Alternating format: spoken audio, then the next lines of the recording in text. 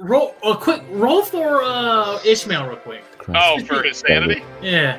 Roll a 5, so he's freaking out too. He's hiding someplace. All right, so we come back to you. I'm grabbing the staff from Mick. I'm looking at they are not getting this.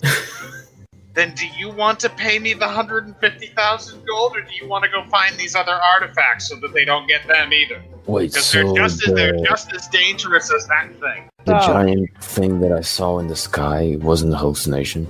No. It may or may not have been, but regardless, it's gone.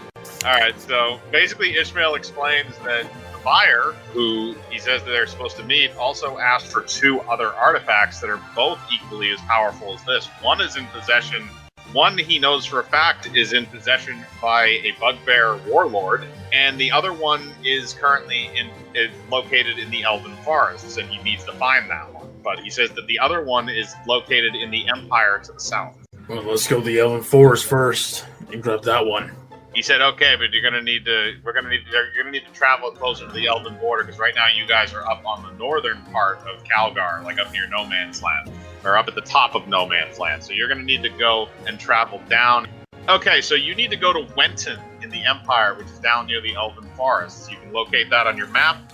It is going to be south and east of where your position is. So you guys travel back, and Fleetwood is able to craft you some stuff. So he's going to ask you what you actually want crafted. He says that using the dragon scales, he can reinforce heavy and medium armors.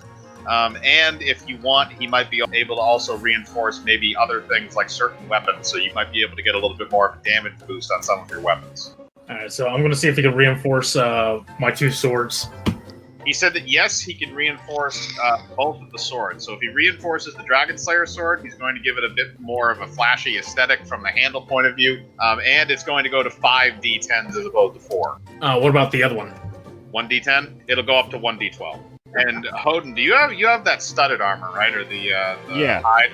Alright, so your AC is going to jump because of the dragon skin, and because it's a bit bigger of a jump for you, it's going to go to -2. And then also, he's going to be able to reinforce your all of your bolts. So each one of your bolts is going to now do 1d6 damage when it has a physical attack that hits. The bolt damage itself is going to be 1d6 in addition to the elemental damage that it can do and other things. And your armor-piercing one is going to jump from 1d10 to 1d12. Oh yeah, you have the special armor, so yes, that can be upgraded as well. So Belmos, so yours is going to go to the same as Cham, which is going to be -7. He's also going to be able to upgrade your rapier. So your rapier is going to jump from a 1d8 to 2d8. Okay, so Kane, what's the damage, the physical damage for your staff? 1d10. Okay, knock that up to 1d12. And Vash, what do you have as for a weapon? I have a saber and a rapier. The rapier is 1d8, I believe, for damage, too. So yours is also going to go to 2d8. Since you're a bard and you're technically a rogue, he's going to make armor for you, basically, so that you can have some. But it's going to be kind of like hide armor, kind of like Rocco's. So your AC is going to go from whatever it is currently to -2. You guys have successfully skinned the dragons, and now you are back on the ship. So you can choose to. So you're choosing to go to the Elven Forest, and Ishmael says that you need to go to Wenton. So he tells Gertrude how to get there. She says that you will get there in about 4 days. It's similar, or 3 days actually, because it's similar to your trip from Vesta all the way to Arrow's Point. So we'll do a random encounter roll. Okay, so as you guys are flying over the sky, you notice what appears to be an old kind of country estate. It's not anything, it looks like it's kind of dilapidated, but there's a massive mansion, there's like a field house and a bunch of stuff, an overgrown garden. Looks like vines and stuff have kind of taken over the whole place. You don't really notice any activity. So are you guys going to stop and investigate, or are you just going to keep going? Junkie's probably fucking there, so I'm not going. You see me open up the fucking cannon. Alright, roll to hit for aim. It's a 3. As you fire the cannon, you are not aimed anywhere near the correct direction in order to actually be hitting the target you're aiming for. So instead, you actually fire it, and let's see actually what you decimate. 15, okay, that's a fair amount of collateral damage. So you actually leveled an area of forest next to the estate. You didn't actually touch the estate very much. However, the impact crater threw trees and rocks and various other things very far away. So you basically you nuked the area right next to the estate. Reload! You successfully managed to reload the cannon. Alright, before he fires, I'm gonna act as his loader so he can shoot. Okay, so so all you have to do is aim, champ. Yeah, that's a 7. Okay, you aim a little bit better, so the next shot actually lands in the ground and destroys a lot of that. However, the house is relatively untouched. Reloading! Belnos, you reload the cannon. What is up with You this missed guy? again! You blow up the same area of forest you blew up the first time. Reloading! You reload, you have 27 shells remaining. You miss again! I'm gonna fucking reload the cannon and then shoot for him. Alright. No! Okay! He got a 19, but that's a direct hit. The house is gone. The house is obliterated. There's only a crater left. So Is there anything in there? You completely derailed that side quest, which would have given you another companion, but now he is very dead. You were gonna get a talking teddy bear with like a tragic past, but now he's dead. Well, did he survive? No, I just told you, he's dead. You obliterated the house. The teddy bear is dust. He got obliterated. Alright, how many times did I derail this? That's 4. That's 4 now.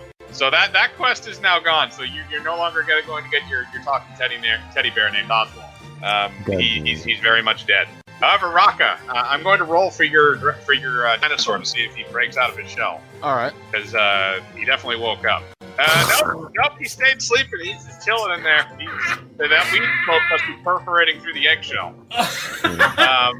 So yeah, your little dinosaur is not waking up anytime soon. However, Carlos is excited and is happy that things are blowing up. The artillery piece disappears below the deck.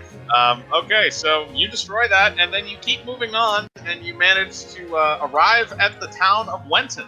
I'm gonna look at Ishmael. If you fuck with me, that's what's gonna happen to you. So you arrive at the town. He says, "Well, if we're gonna find information on this, we gotta touch base with the Thieves Guild. But I have a funny feeling that we're probably gonna have to go to the damn elves. I hate the fucking elves." This is also coming from somebody who is a half elf.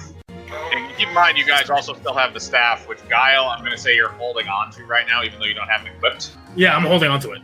So you guys arrive at the small border town of Wenton, and it's kind of it's just a little like dilapidated town. It's not really too much. It's very, very poor people for the most part, aside from the military encampment that's there. That's basically kind of like a border fort for the Elven Forest. But since the Elven Forest never has any activity, they're mostly just fat, drunk, stupid soldiers. How many soldiers are there?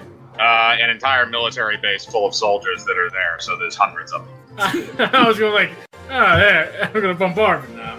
You're gonna destroy. You probably could. I can't reach you from up there if you wanted to, but you're basically declaring war. Yeah, I'm not doing that. All right. So you guys are now in this town. I'm gonna go to the military's armory. There are 2 guards at the military base, and both of them kind of look at you and demand a pass in order to enter. And keep in mind, is anybody going to follow him there? Sure, might as well. I got hypnotism. Okay, so Kane follows you there. Yeah, I'm gonna whisper to Kane like Ishmael is also going to follow you. Make them believe we got passes. Hi, man. You will bow before me and let us pass. Okay, so you're using hypnotism on both of the guards. Yeah. Okay, they're both going to have to roll for intelligence to resist. Neither of them are able to resist.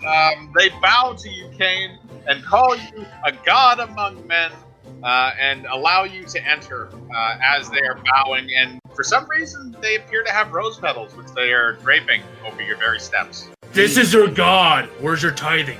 My subjects, give all your valuables to the strong one right here. Each one of them hands over their swords and all the money they have on them, which translates to 10 gold for each. 10 gold from each? Alright, here's your 10. Fucking Kane. Thank you, my children. I will see you again when the world ends. Thank you, my lord! We worship you! Yes, we worship you. You may enter, my lord, anytime. You too, if you're with me. They allow you through. Yeah, I know, we're going through, I'm just laughing my ass off. Each one of them also gives you, they also each give you a pass so that you can enter in and out without having to hypnotize people again. Sweet. But there's only 2 of them, so only 2 of you can enter into Yeah. the area at a time. Actually, Rock, are you with them? Yeah, I've been following them the whole time. Okay, and Vash, are you with them as well? Yeah, I'm with them right now. Okay, so each one of you got a pass, so there's 4 passes for you. So you guys have passes, so you can actually enter in and out anytime you want now, thanks to Kane's hypnotism, and now he thinks you're kind of followers of the demigod. So I'm gonna go find the armaments where they have like their freaking like where they make like, you know, cannonballs, Yeah. swords and shit. So you want the armorer. So there is an armorer there who's fairly easy to spot. It's not a big fort. All right, then I'm gonna go over there. Okay, you walk into the armorer and he looks up at you. It is a very burly dwarf because they're always armorers. Hi, laddie, what do you want? Do you guys have like families of smiths? We're dwarves. We're brought up with a hammer and the calipers from the day that we're born. Oh, I like your introduction. Here's a gold piece. I flick him a gold piece. Thank you, laddie. Now, what can I do for you? I got this big ass cannon in my ship, and I need shells. How big is the cannon? Do you want to come with me? He agrees to come with you and take a look at the cannon. Alright, so we just pass through, go on, and I show him the cannon. Alright, you return him to your ship and he looks at the massive cannon that you have tucked below your deck. He says, oh, well, I took some measurements on that, so I can probably make you some cannonballs, but it'll take a little bit, maybe a few hours. We got a big enough forge, but you're going to have to do that, and we don't have that much black powder, so I can give you the balls, but I can't give you the powder in order to propel them.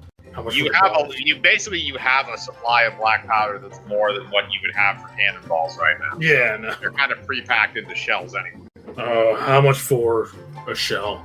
Each one of these shells is going to be 10 gold apiece. Oh, shit. It's a small place there because Wenton is not a big fort town. It's like a small, dilapidated fort with a bunch of stupid drunk guards. Fuck it. Give me 20. Okay, that'll be 20 times 10, so that'll be 200 gold. So you pay him 200 gold, and he says that he will have those cannonballs with you by the end of the day tomorrow. In the meantime, Ishmael suggests that maybe we can go talk to the local thieves guild and get some information on how to find the bow. Lead the way. Do you Ishmael know leads what- you along with Raka, since Raka is also a member of the thieves guild. This is the way. And he leads you to what looks like a seedy, small building with a staircase in the back that leads down to a lower entrance. He knocks on the door 3 times. The eye slit opens, the guy behind the door sees him and then opens the door, allowing both of you to enter, or allowing you, Cham, Kane, Lesbian, Raka. You guys are all allowed to enter into the Thieves Guild area. Inside, you notice that there appears to be some gambling tables, as well as a few fences who are selling a series of stolen goods. Raka, you recognize a few of them as some of your Imperial contacts. Hey, what up, homies? You go up to the first man, who you know as Brian Sampson. Alright, so you walk up to Brian, and he recognizes you. Hello there, my friend. Oh, it's been too long. Still selling the best narcotics this side of the kingdom. Does a bear shit in the woods, man? That's what I like to hear, boy. So he greets you and says, what do you need? Gentlemen, what do we need? Ishmael steps forward. We're looking for an elven temple. It should be somewhere to the south. We need a reliable map. Going through the Elven Forest without one is almost a certain chance of death. Let's see here. There's a map maker, and he's not too far away from town. Usually, he's on a little knoll up on the south side. There's a tower he uses up there to map out the border. That way we can have an accurate map of where the trees have encroached in. So he marks the location on your map of where this map maker lives. The irony of that statement does not elude me. I'm gonna lean into him. Like, do you know anyone who could make needles? Well, we have a doctor in town. That might be your best bet. No, like throwing needles. We have armorers in town as well. You might want to ask one of them, or a weaponsmith. Or I can sell you some. What are they made of? They're made of iron. I'm not that cheap.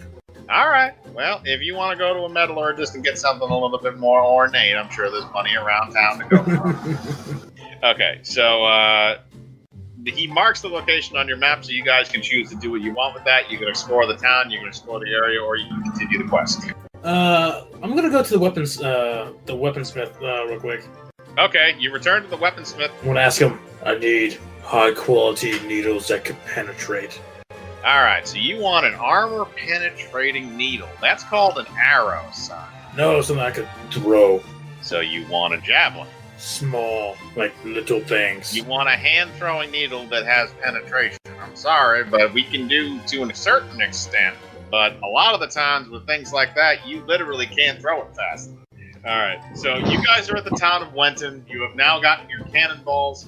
And Ishmael is basically saying that you guys are going to have to go into the Elven Forest. The problem is that in order to get to the area you need to get to, which is basically marked on his map as an Elven Temple, you need to actually travel through the forest, or you have to try and traverse down from the trees. The problem is that you're not going to be able to see the temple from up top because of the forest canopy. It covers everything. So before we leave, I do want to talk to the blacksmith. Like I said, you have the pass to get through, took off the guards. Yeah. So I'm gonna go over to the blacksmith. So you entered in, and you go into the blacksmith shop. Hey there, lad. What do you need? You need some more cannonballs to blow things up, preferably not in the shop. I need a big metal pool. Also, hey, how's the T-Rex doing? How's the egg?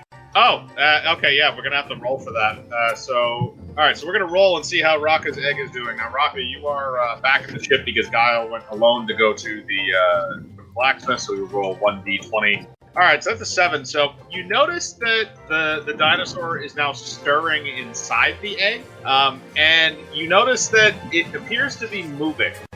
Houghton just kind of looks at it like old dude from Jurassic Park. Come on, whoosh, whoosh. All right, you're gonna. That's gonna be a persuasion roll because the dinosaur can't hear you. All right, so that's the persuasion. So we're gonna roll one more for the little dino to see if he has enough strength right now to break through the shell. That's an 8. So you know what I'm gonna say, because you were able to spur him on. If your persuasion roll would have worked, because that was basically against your persuasion. So a little snout pop up through the top of the egg as he's trying to push his way out, and over the next few minutes, he manages to break the top of the egg, and he is now emerged. So now, what you have here is the dinosaur has emerged from the egg now. So basically, the whole top half of the egg is all broken apart now, and it's staring at you.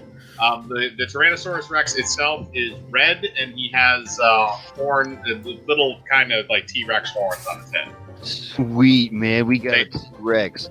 We got to come up with a name. Ignacio. Name him Little Dick. It's inappropriate, Kermit. Yo, why are we giving him a foreign name? Why don't we just name him Phil? No, Houghton. I know what we should name him. Scooch. No, man. I like Ignacio. It's got class. Because he's a gentleman T-Rex. As a short, you can call him Iggy. Yo, he got a fat ass though? Yeah, dog. He thick as fuck. Thick as fuck! He is a badass little man. It's time to go meet your brother Carlos. We'll get Cham's tub thing set up now, and then we will go and see how the interaction between Ignacio and Carlos works.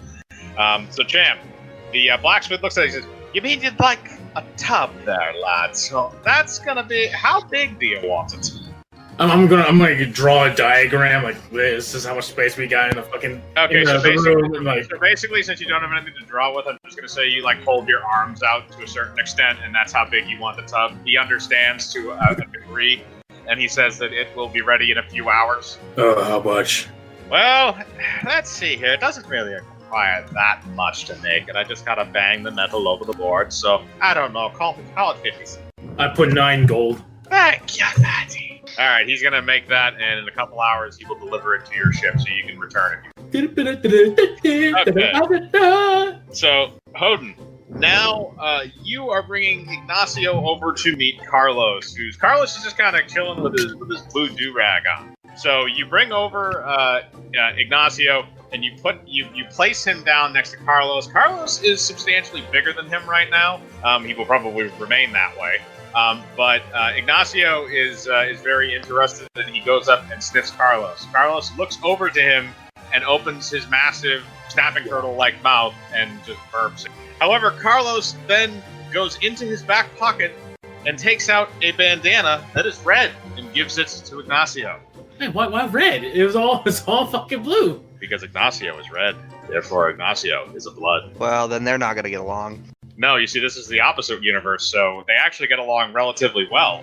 I'm all right. You see me coming up. All right, so you enter the room. This is also the first time that you're seeing Ignacio, because you didn't know that the egg is hatched yet. So you are overwhelmed with cuteness. Oh fuck! It's bored. Shit, if he was over at a blacksmith, I should have also done something myself. Best go to an elf, to the elves. To the elves! Keep in mind, you also still have the Staff of Reality with you. Can we activate that just for fucking shits and giggles? Here. The power! I'm tempted. I don't know. I want to either shoot it at Vash or Cham. Yeah, let's do Vash. 22! Gain +2 to a single attack roll when using ranged weapon. Well, then you're welcome. And I'm just gonna take it from like, give me that. My precious!